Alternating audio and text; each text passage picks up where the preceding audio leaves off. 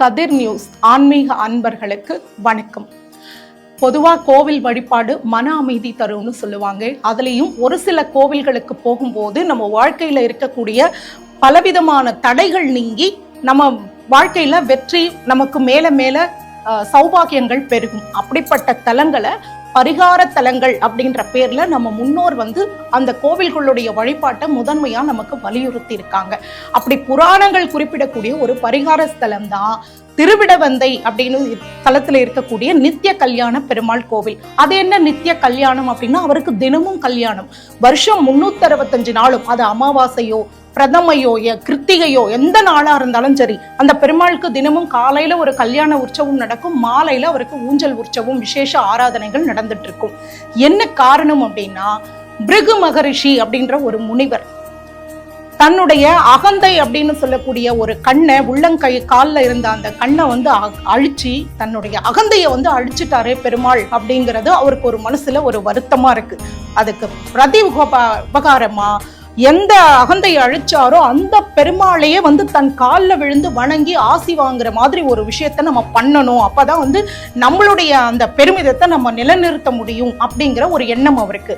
அப்ப என்ன பண்ணா பெருமாள் நம்ம காலில் விழுந்து வணங்குவாருன்னா, மகாலட்சுமியை தன்னுடைய மகளா வரம் வாங்கினா மட்டுமே நமக்கு பெருமாள் தன் காலில் விழுந்து வணங்குவாரு அப்படின்றது அவருடைய எண்ணம். அதனால தவம் இருந்து மகாலட்சுமியை திருமகளா அடையிறார். பெருமாள் அவருக்கு வரம் கொடுக்கிறார். சரி, உன் மகளை நான் மனம் புரிஞ்சுக்கிறேன், உனக்கு மகாலட்சுமி மகளா வருவா அப்படின்னு பிருகு மகரிஷிக்கு அவர் மனசுல இருக்கிற எண்ணம் உலகையும் கட்டி காப்பாத்துற நாராயணனுக்கு தெரியாதா? மறுபடியும் உன்னுடைய அகந்தையை நான் அடக்கிய தீர்றேன் பாருங்க அப்படின்னு சொல்லி 365 பெண் குழந்தைகளை பிருகு மகரிஷிக்கு கொடுக்கிறார் பெருமாள். அப்போ 365 பெண் குழந்தைங்களும் பிறந்து வளருது. உரிய திருமண காலம் வரும்போது பெருமாள் மனமுடிக்க கேட்கிறார், என்ன எந்த பெண்ணை எனக்கு கட்டி கொடுக்குறீங்க அப்படின்னு. இல்ல, நீங்க எனக்கு மருமகனா வரணுன்றதுதான் நீங்க கொடுத்த வரம். எனக்கு 365 பெண் குழந்தைகள் இருந்து அத்தனையும் நான் உங்களுக்கே மனமுடிச்சு தருவேன் அப்படின்னு மனமுடிச்சு வச்சிடுறார். அந்த வகையில தினமும் காலையில கல்யாணம், மாலையில உற்சவம் அப்படிங்கிற மாதிரி வருஷம் 365 நாளும் திருமண கோலம் சாதிக்கக்கூடிய ஒரு தலம்.